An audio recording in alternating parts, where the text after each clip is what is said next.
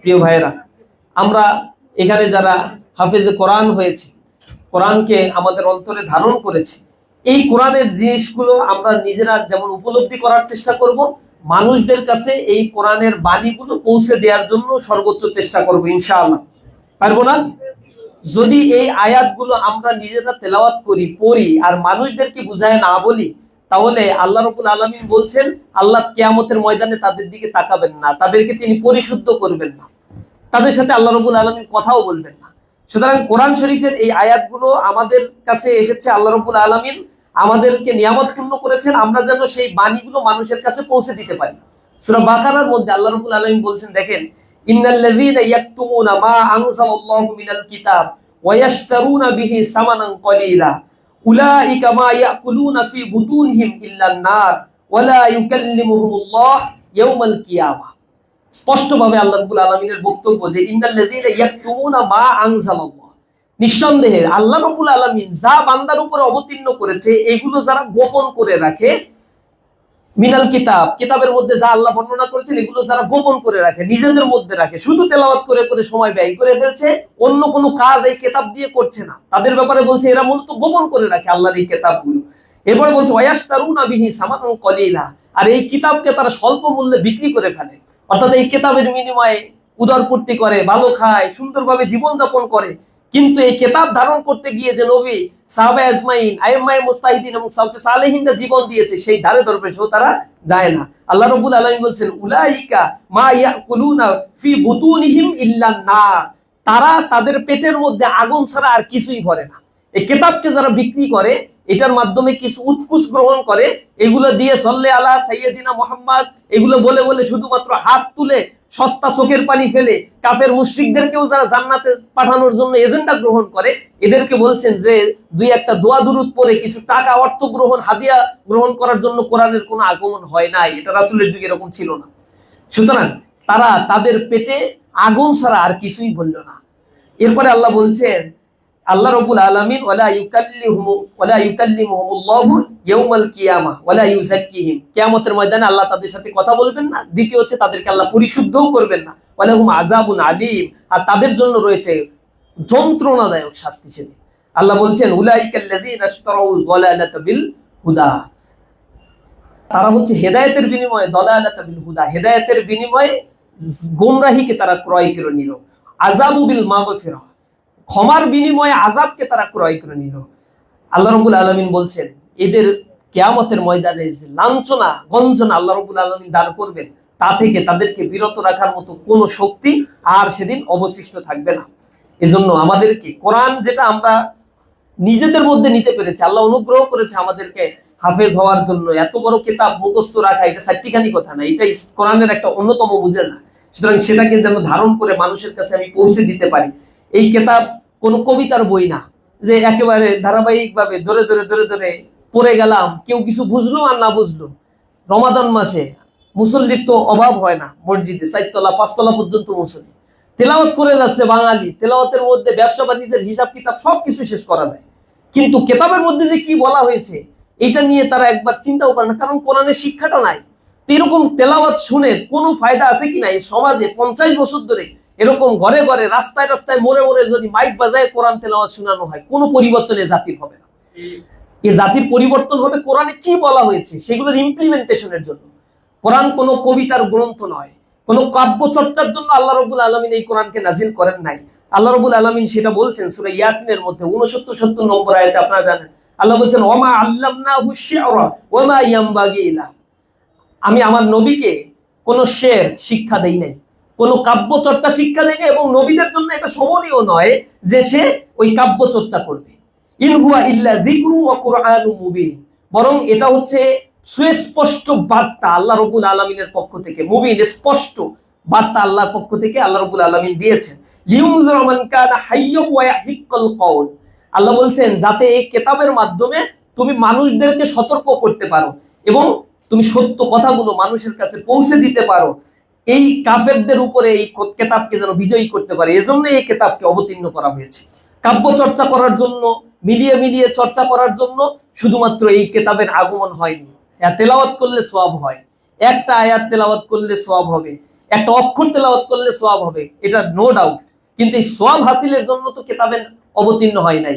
হুদাল্লিন নাস ওয়া বাইয়িনাতিম মিনাল হুদা ওয়াল ফুরকান, আল্লাহ বলছেন কোরআন শরীফকে অবতীর্ণ করা হয়েছে মানবতার কল্যাণের জন্য, এবং এখানে মানুষের কল্যাণের কথাই বলা হয়েছে।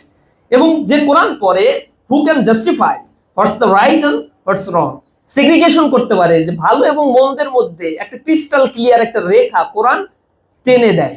এজন্য বলা হয়েছে হুদাল লিন্নাস ওয়া বাইয়িনাতিম মিনাল হুদা, এখানে হেদায়েতের কথাই বর্ণনা করা হয়েছে। তো হেদায়েতের কথাগুলো না পড়লে, যদি ভাষাই না বুঝি, তাহলে এই হেদায়েতের কথাগুলো অ্যাবজর্ব করবো কিভাবে?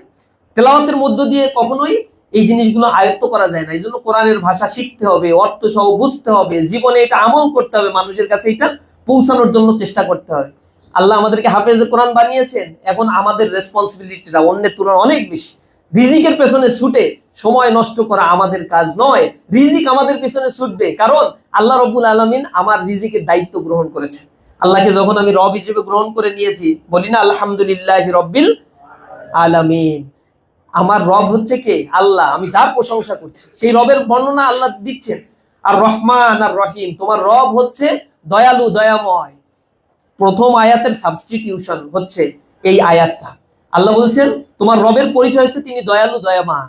রহমান রহিম এর মূল ধাতু কিন্তু একই, মাদ্দা, যেটা র হা মিম, রেহেম থেকে আসছে।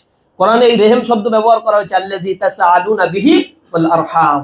ওই রেহেম মানে হচ্ছে মায়ের গর্ভাশয়, যেখানে সন্তানকে আল্লাহ রাব্বুল আলামিন রেখে থাকেন একটা বক্সের মধ্যে, একটা লিকুইড দিয়ে সন্তান প্রতিপালন করেন, একটা শুক্র মিন নুতফাতিন আমশাস, একটা শুক্র রক্তবিন্দু থেকে যে আলাকা আল্লাহ রাব্বুল আলামিন তৈরি করে দেন।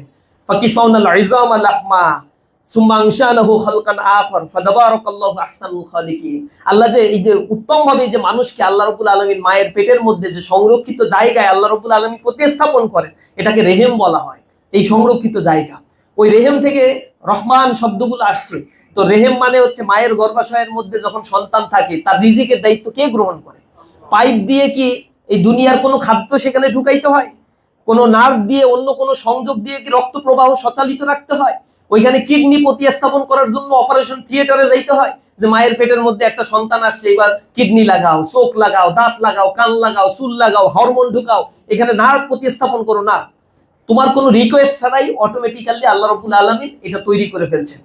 তার রিজিকের ব্যবস্থা কোত্থেকে হচ্ছে? নাভির সাথে, মায়ের নাভির একটা সম্পর্ক স্থাপন করে দিয়ে রক্ত হচ্ছে তার রিজিক, রক্তের মাধ্যমে একটা হৃষ্টপুষ্ট একটা সন্তানের জন্ম হয়। তো যে ব্যক্তি দুনিয়াতে আল্লাহ রাব্বুল আলামিনকে রব হিসেবে গ্রহণ করে, পেটের মধ্যে আল্লাহ ওই সন্তানের লালন পালন এবং রিজিকের দায়িত্ব যেভাবে গ্রহণ করে থাকেন, দুনিয়াতেও আল্লাহ রাব্বুল আলামিনকে কেউ রব হিসেবে গ্রহণ করলে তার রিজিকের দায়িত্ব আল্লাহ সেভাবেই গ্রহণ করেন। এজন্য আল্লাহ বলছেন আল্লাহ হচ্ছে রিজিক দাতা। সূরা মুলকের মধ্যে আল্লাহ রাব্বুল আলামিন বলছেন তুমি কি ওই পাখির দিকে তাকাও না, যে কিভাবে সে বের হয়ে যাচ্ছে? দয়াময় আল্লাহ ছাড়া তাকে কে স্থির রাখেন? কোরআনে আবার বলা হয়েছে যে তুমি এই প্রাণীর দিকে তাকাও না, সেই প্রাণীগুলোকে কে অভুক্ত থেকে, মানে সকালবেলা ক্ষুধার্ত পেট নিয়ে বের হয়ে যায়, রাতের বেলায় সে ভরা পেটে আবার ফেরত চলে আসে। এত রিজিকের ব্যবস্থা কে করে থাকেন? এগুলো কি তুমি করো? ওরা কি চাকরি করে? ওরা কি ইঞ্জিনিয়ার, ডাক্তার হয়? তাদের রিজিকের ব্যবস্থা যেভাবে করা হয়, তেমনি ভাবে আল্লাহ রাব্বুল আলামিন প্রতিটি জীবের রিজিক খলাকাহু ফাকদ্দারাহু তাকদীরা, সব কিছু আল্লাহ লিপিবদ্ধ করে দিয়েছে। সুতরাং ইমানদারদের রিজিকের পেছনে ছোটাছুটি করা মোটেও জায়েজ নাই। এখন তোমার আমার জন্য জায়েজটা কি? আসলে তোমার আমার জন্য জায়েজ হচ্ছে, আমি যে জন্য অ্যাপয়েন্টেড, আল্লাহ আমাকে সিলেক্ট করেছি, এই কোরআনের এই বার্তাগুলো মানুষের কাছে আমার পৌঁছে দিতে হবে। দ্বিতীয় যে পয়েন্টটি বলবো, আমাদেরকে কোরআন, মানে এইটা যে আল্লাহ রাব্বুল আলামিন আমাদের জন্য উপদেশ হিসেবে প্রেরণ করেছেন, এটা যে বোঝা সহজ, এই জিনিসগুলো মানুষের কাছে একটু স্প্রেড আউট করে দেয়া হাফেজে কোরআনদের এটা হচ্ছে একটা রেসপন্সিবিলিটি। এই জন্য আল্লাহ রাব্বুল আলামিন সূরা কমারের মধ্যে বলেছেন 17 নম্বর আয়াতে, ওয়ালাকাদ ইয়াসসারনাল কুরআনা লিযিকরি ফাহাল মিন মুদ্দাক্কির। আল্লাহ রাব্বুল আলামিন এই কোরআনকে একবারে সহজবোধ্যভাবে তৈরি করে দিয়েছেন, যাতে মানুষেরা এগুলা উপলব্ধি করতে পারে। এবং কোরআনকে নিয়ে আফালা ইয়াতাদাব্বারুনাল কোরআন, কোরআন নিয়ে তোমরা কি চিন্তা করো না? এটা নিয়ে যখন মানুষ একটু ভাবে, খুবই সহজ একটা ভাষায় আল্লাহ রাব্বুল আলামিন কোরআনকে নাজিল করে দিয়েছেন, যাতে তোমাদের বোধ জ্ঞান জাগ্রত হয়, যাতে তোমরা এখান থেকে নিতে পারো কোনো কিছু। এবং আরবি ভাষাটাকে আল্লাহ রাব্বুল আলামিন এরকম সহজ করে দিয়েছেন। এজন্য কোরআনটাকে মানুষের মাঝে পৌঁছে দেয়া, এটা যে শেখা সহজ, জেনারেল একজন স্টুডেন্ট, তার জন্য জান্নাত এবং জাহান্নামের ফয়সালা তো ভিন্ন রকম হবে না। মানুষ হিসেবে, ইমানদার হিসেবে, মুসলমান হিসেবে সবার জন্য একই রকমের প্রশ্ন, একই রকম মানদণ্ডে আল্লাহ রাব্বুল আলামিন বিচার ফয়সালা করবেন। এই জন্য এই কথাগুলো সমাজের এলিট শ্রেণী, সমাজের মিডিল ক্লাস, লো অবস্থায় যারা আছে, লেখাপড়া করছে না, এই মানুষগুলোর প্রত্যেকের কাছে কর্ণকুহরে গিয়ে আমাদেরকে এটা পৌঁছাতে হবে। এবং এটা হাত ধরে হোক, পা ধরে হোক, তাদেরকে রিকোয়েস্ট করে হোক, বিনিময়ে মার খেয়ে হোক, ইসলামের এই বাণীগুলো পৌঁছাইতেই হবে। আল্লাহ রাসূল এটা খেয়েছেন, দিনের দাওয়াতি কাজ করতে গিয়ে রক্ত ঝরেছে, সাহাবা আজমাইনকে কতল করা হয়েছে। আল্লাহ রাব্বুল আলামিন এটা আফসোস করে বলেছেন, ইয়া হাসরাতান আলাল ইবাদ মা ইয়াতিহিম মির রাসূলিন ইল্লা কানু বিহি ইস্তাহজিউন। বান্দাদের জন্য এটা বড়ই পরিতাপের বিষয়, যখনই তাদের কাছে কেউ সতর্ককারী এসেছে তাদেরকেই তারা লাঞ্ছিত করেছে। দুনিয়াতে সব নবী রাসূলকে তারা লাঞ্ছিত করেছে, অপমানিত করেছে। এটা নবী রাসূলের রাস্তা, এই রাস্তায় আমাদেরকেও যেতে হবে। কুসুমাস্তিন কোনো রাস্তা আমাদের জন্য নয়। দুনিয়াতে যদি দাওয়াতি কাজ করি, ইসলামের কথাগুলো বলি, এই বাধা বিপত্তি সামনে আসবে, এইগুলোকে মেনে নিয়েই এই পথে আমরা সামিল হয়েছি। ইসলামী ছাত্র শিবির সাধারণ ছাত্রদেরকে, স্কুল পড়ুয়া, কলেজ পড়ুয়া, মাদ্রাসায় পড়ে, কওমিতে পড়াশোনা করছে, পলিটেকনিক পড়ে, ইউনিভার্সিটিতে পড়ে, সকলের মধ্যে ইসলামকে ইউনিভার্সাল একটা রিলিজিয়ান, আল ইয়াউমা আকমালতু লাকুম দীনাকুম, যে দিনকে আল্লাহ রাব্বুল আলামিন পরিপূর্ণ করে দিয়েছে। এই দিন পরিপূর্ণ করা মানে দিনের সকল বিধিবিধানকে আল্লাহ রাব্বুল আলামিন যে পরিপূর্ণ করে দিয়েছেন, এই বিধিবিধানগুলো প্রত্যেকটা মানুষেরই জানা ফরজ, এই জানা এবং সেই অনুযায়ী আমল করাও ফরজ। এজন্য ইসলামী আন্দোলনের এই কাজ, এই ইউনিভার্সিটির মতো করে আমরা একটা ইনস্টিটিউশন ইসলামী ছাত্র শিবির তৈরি করেছি। This is not a political organs. আমরা শুধুমাত্র রাজনৈতিক অ্যাক্টিভিজম করি না, রাজনৈতিকভাবে সচেতন মানুষ তৈরি করি, সমৃদ্ধ বাংলাদেশ গড়ার জন্য সদক্ষ দেশপ্রেমিক নাগরিক তৈরি করি। কিন্তু আমাদের হাজারো কাজের মধ্যে গুরুত্বপূর্ণ অনেক কাজ, তার মধ্যে মানুষ তৈরি করা, hard skill, soft skill develop করা, মোরালিটি, ইন্টিগ্রিটি, সিনসিয়ারিটি, লায়াবিলিটি তৈরি করার জন্য ইসলামী ছাত্র শিবির কাজ করে। তাদের এই কার্যক্রমের মধ্য দিয়ে 1977 সালের পর থেকে এই দীর্ঘ পথ পরিক্রমায় লক্ষ লক্ষ যুবককে ইসলামী ছাত্র শিবির তৈরি করতে পেরেছে, যারা কালিমার পতাকা তলে এসে কোরআনকে বুঝতে চেষ্টা করেছে, কোরআনকে মানুষের মাঝে স্প্রেড করার জন্য নিজেদের জীবনের স্বর্ণালী সময়গুলোকে ব্যয় করেছে। সেই আঙিনায় আপনাদের সবাইকে আমরা স্বাগত জানাই। আজকে যারা এখানে উপস্থিত হয়েছেন, আপনাদের যে মেধার স্বাক্ষর রেখেছেন, যে কোরআনকে আপনারা ধারণ করেছেন, এই ধারণ করার জন্য আপনারা অনেক সম্মানিত হয়েছেন, যেই কাতারে আমরা নাই। আল্লাহ রাব্বুল আলামিন আপনাদেরকে কিয়ামতের ময়দানে সম্মানিত করবেন।